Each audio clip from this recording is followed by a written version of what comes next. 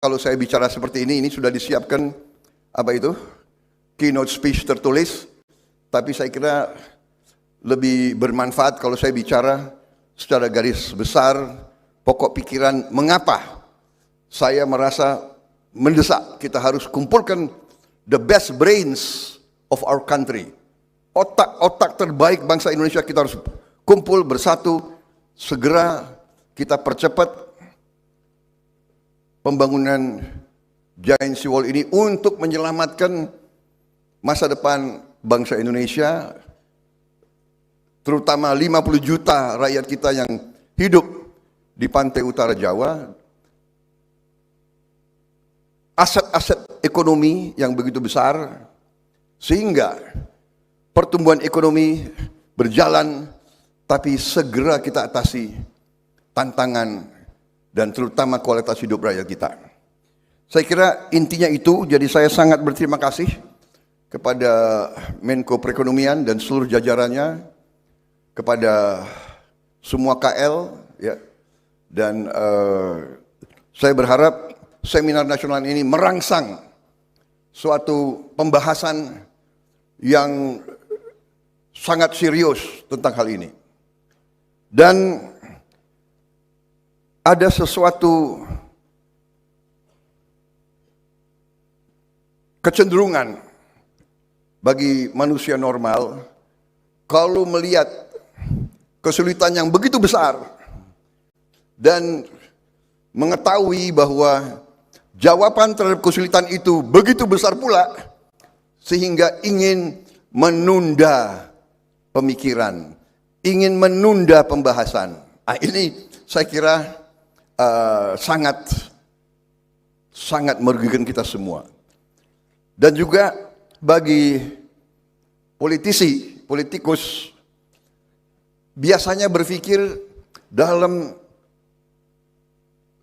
kurun waktu 5 tahunan. Kita mengerti bahwa kekuasaan ada di tangan pemimpin politik.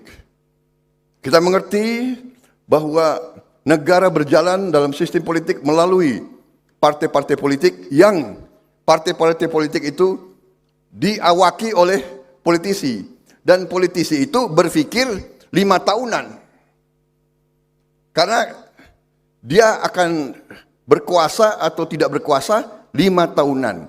Masalah Giant Seawall mungkin nanti para engineers, para pakar akan faham dan akan menyampaikan. Saya yakin masalah seawall ini mungkin membutuhkan waktu 40 tahun mungkin sampai selesai. Mungkin lebih. Pengalaman negeri Belanda ya seperti itu. 40 tahun. Nah, sekarang masalahnya, adakah pemimpin-pemimpin politik yang rela fokus berpikir mengerahkan segala kemampuan dalam kurun waktu 40-50 tahun. Ini kewajiban kita. Dan mungkin seandainya Pak Erlangga, para menteri sekalian, seandainya kita katakanlah mulai pembangunan besar-besaran dalam waktu-waktu yang akan datang, katakanlah 3, 4, 5 tahun akan datang, mungkin kita tidak akan lihat selesainya Giant Seawall ini. Berhasilnya Giant Seawall ini mungkin terwujud 25 tahun, 30, bahkan 40 tahun yang akan datang. Tapi disitulah tanggung jawab kita untuk generasi yang di bawah kita. Kita harus berani mulai. Kita harus berani untuk mengalokasi sumber daya. Tadi kalau kita lihat untuk fase pertama saja AB itu 164 triliun. Ya kan, mungkin semuanya nanti yang saya pernah dengar itu akan memakan 50 sampai 60 miliar dolar, mungkin lebih. Nanti selalu akan ada yang mengatakan apakah bisa, ya kan? Ini masalah bukan apakah bisa atau tidak bisa, ini harus. Kalau tidak pantai utara tenggelam, ya kan? Saya kira itu yang ingin saya sampaikan. Saya juga ingin menyampaikan, karena saya mengerti bahwa ini proyek tidak bisa diselesaikan dalam waktu yang cepat, padahal rakyat kita hidup dengan kualitas hidup yang sama sekali tidak manusiawi. Jadi saya tugaskan Universitas Pertahanan untuk melakukan pilot project membuat pemukiman murah di kawasan terendam air. Jadi dua pola, satu rumah-rumah di atas panggung yang merupakan kearifan nenek moyang kita, kan begitu, ya kan? Kalau tadi berapa? 25 cm setahun, berarti kalau 20 tahun berapa itu?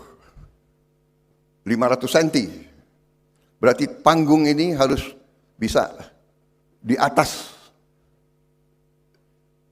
genangan setinggi itu. Yang kedua polanya adalah rumah terapung. Rumah murah terapung. Dan kita sudah menemukan prototip dibantu oleh PT PAL yang ahli kapal, PT LAN dengan para engineers dari Universitas Pertahanan. Kita menemukan dua prototip rumah murah terapung yang nilainya adalah 130 juta rupiah satu rumah. Sudah termasuk solar panel, tenaga surya, sudah termasuk septic tank, sehingga dia bisa hidup off grid tanpa tergantung PLN, dan dia bisa hidup dengan sanitasi yang bersih, dengan teknologi bioteknologi yang modern, mikroba dan sebagainya. Dan ini kita sudah mulai prototipnya, dan untuk demikian saya memberi anggaran, saya kasih sedikit spelling, ya kan? Perencanaan mereka bagus 130. Saya bikin sudah, saya kasih anggaran lebih 150, ya kan? Daripada, ya kan? Kita ini sudah lama jadi orang Indonesia di sini, ya. Walaupun ada beberapa orang asing nggak apa-apalah, ya kan? Budaya Indonesia itu suka markup, ya, sekalian aja saya kasih spelling yang sah, jadi dia nggak usah tipu-tipu, ya kan? Lebih baik kita terbuka, kasih spelling, bikin yang terbaik untuk rakyat kita segera. Jadi dengan demikian 150 juta, hitungan saya bisa dipakai mereka ini selama 10 tahun atau 15 tahun. Kalau 10 tahun, berarti 150 juta, 15 juta setahun.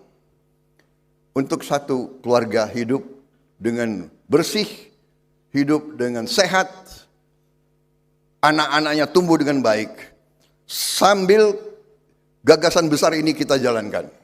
Pada saat ini jadi, ya mereka akan dipindahkan. Jadi kita ingin nelayan-nelayan kita ingin mereka-mereka yang hidup dari laut, hidup di pantura, hidup layak sebagai warga negara bangsa yang terhormat. Dan ini tujuan kita, ini tujuan pemerintah kita ini, Koalisi Indonesia Maju, semua menteri bekerja ke arah situ. Dan kita sudah buktikan, Menteri KKP sudah buat desa nelayan contoh yang sangat modern, sangat manusiawi. Kita berharap replikasi di mana-mana seperti itu.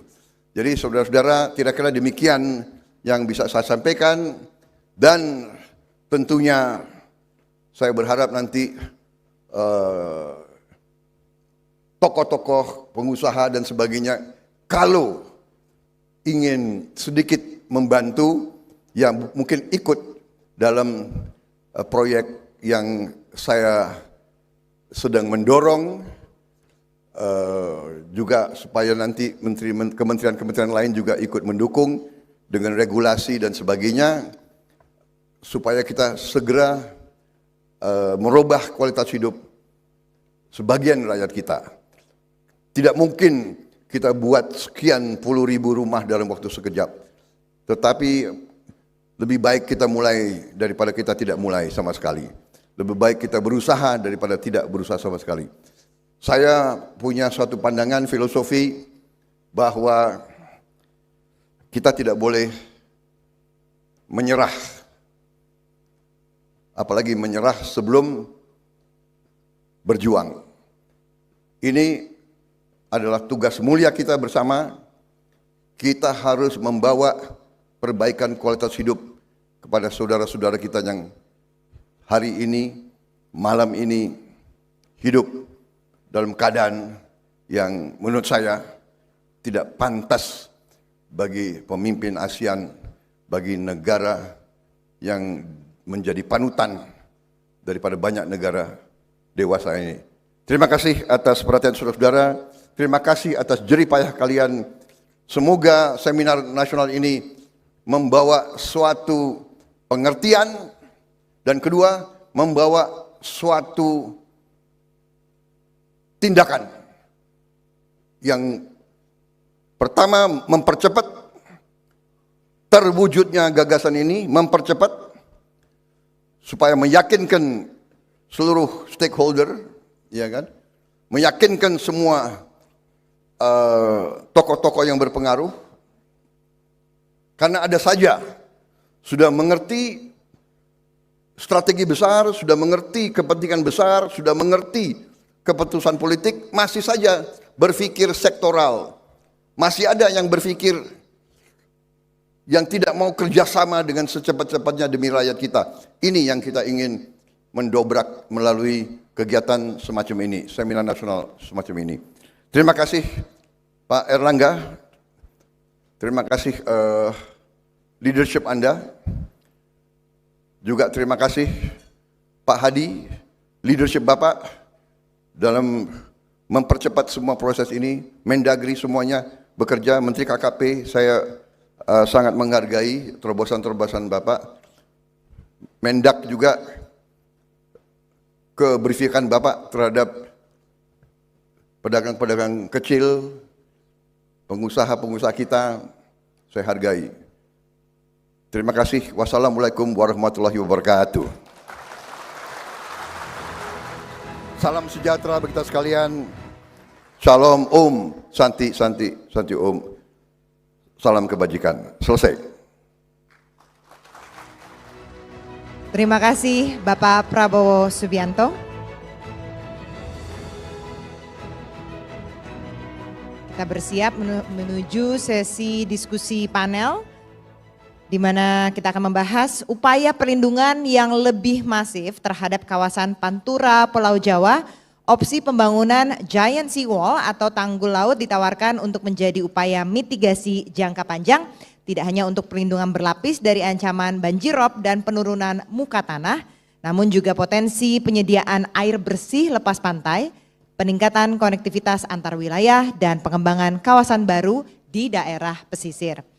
Kementerian Koordinator Bidang Perekonomian Republik Indonesia akan menghadirkan 5 pembicara dari pimpinan kementerian lembaga serta akademisi dalam sesi diskusi panel yang akan dipandu oleh moderator, ekonom senior, dan tim asistensi Menko Perekonomian Bapak Raden Pardede. Pak Raden, kami mohon kesediaannya dan tepuk tangan untuk moderator kita Pak Raden Pardede.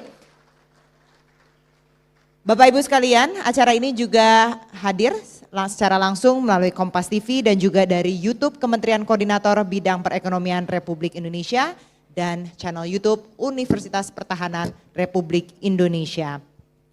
Akan bergabung sebagai panelis ada Dirjen SDA dari Kementerian PUPR Pak Bob Arthur Lambogia, Menteri Agraria dan Tata Ruang Republik Indonesia Bapak Hadi Cahyanto, Menteri Kelautan dan Perikanan Republik Indonesia Bapak Sakti Wahyu Trenggono, kemudian Asisten Pembangunan dan Lingkungan Hidup Sekda Provinsi DKI Jakarta Bapak Afan Adriansyah, dan Ibu Dwi Sarah, peneliti dari Pusat Riset Kebencanaan Geologi dari BRIN.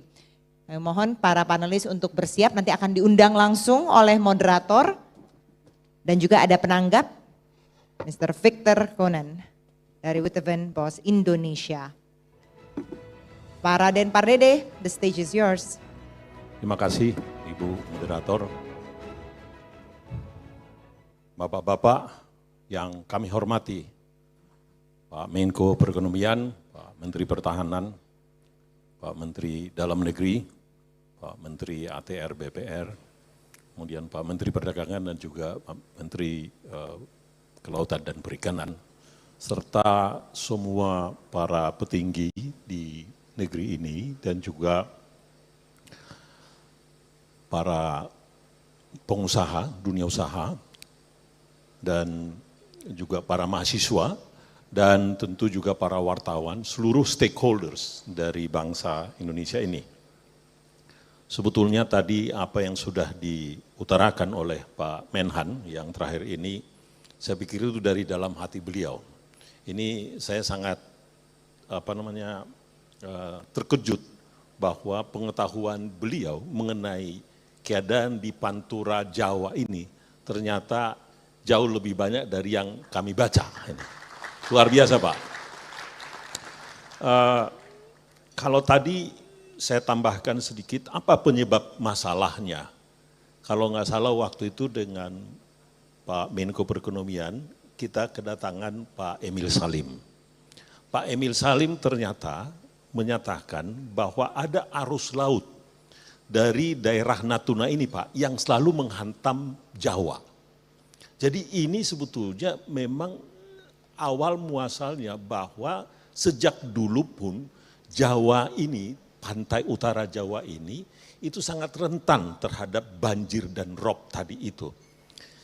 Kemudian tadi juga disebutkan bahwa land subsidence memang terjadi sangat besar sekali.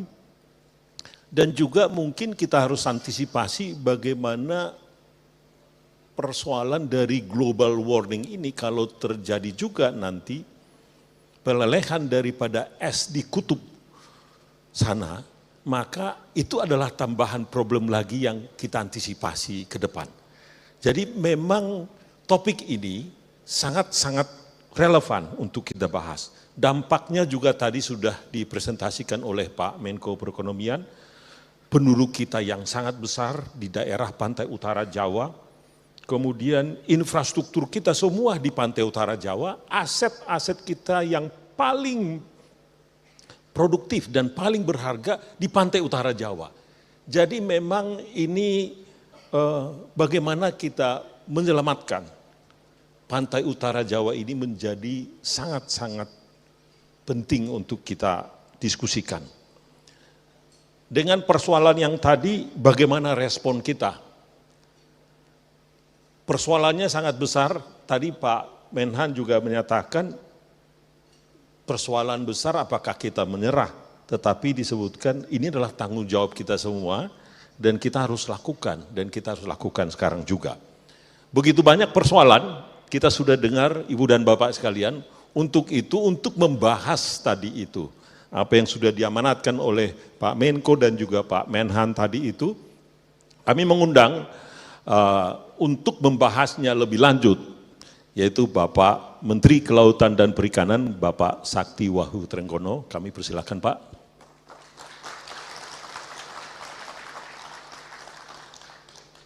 Yang kedua, Bapak Menteri Agraria dan Tata Ruang, Kepala Badan Pertanahan Nasional, Bapak Hadi Hajianto. Silakan, Pak. Yang ketiga, mewakili Menteri PUPR, Dirjen Sumber Daya Air, Bapak Bob Arthur Lambogia. Silakan, Pak. Kemudian Bapak Alvan Adriansah Idris, mewakili pejabat Gubernur DKI Jakarta. Dan yang kelima adalah peneliti Pusat Riset Kebencanaan Geologi Badan Riset dan Inovasi Nasional, Ibu Dwi Sarah. Last but not least adalah penanggap, itu Mr. Wittevan Bos, ya, Mr. Victor Kunen dari Wittevan Bos Indonesia. Silakan, Pak. Ini penanggap ini sebetulnya kalau kita lihat ternyata bahwa daerah Jakarta ini terdiri dari 13 sungai, ini adalah delta. Dan sejak zaman Belanda persoalan flooding, persoalan banjir di Jakarta itu sebetulnya sudah terjadi. Jadi ini menjadi tanggung jawab Pak Victor nanti untuk menyelesaikan persoalan ini, mencoba menanggapi dari para panelis ini.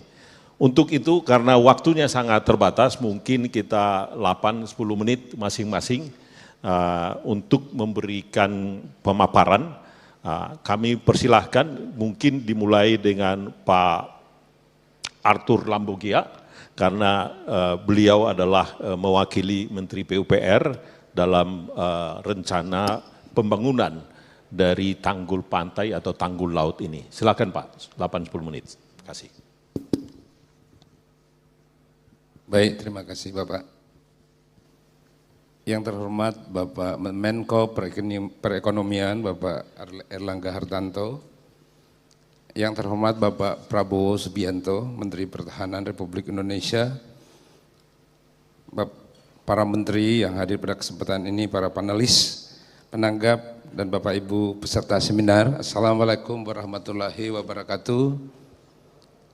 Shalom, Om Swastiastu, Namo Buddhaya, salam kebajikan. Mohon izin saya akan membawakan membaca dalam bentuk brief note karena penjelasan kami dari Kementerian PU itu sangat teknis. Jadi kalau saya menjelaskan gambar itu begitu panjang setiap lembar sehingga saya sudah sederhanakan dalam bentuk brief note. Izin saya membacakan. Bapak Ibu serta hadirin yang saya hormati, berbicara permasalahan pesisir pantai utara, khususnya di pantai utara Jakarta, bukan hanya sekedar menangani permasalahan banjir rob yang terjadi, tetapi masalah yang kita hadapi sebetulnya adalah masalah lingkungan.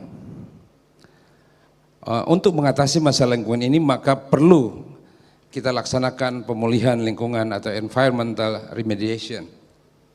Ada 3 hal yang harus kita lakukan dalam upaya pemulihan lingkungan, yaitu pertama adalah penyediaan air bersih melalui air permukaan, kedua adalah sanitasi, dalam hal ini kualitas air dan limbah, dan ketiga adalah pengendalian banjir. Banjir dari air permukaan dilaksanakan melalui pembangunan sistem pengelolaan air minum atau SPAM regional Karian Serpong. Suplai air untuk SPAM ini didukung oleh pembangunan bendungan Karian yang telah selesai pada tahun 2024 dan dengan kapasitas tampungan 315 juta meter kubik dan dapat mensuplai air baku sebesar 10,6 meter kubik per detik, khususnya untuk air baku di Jakarta bagian barat akan disuplai sebesar 3.200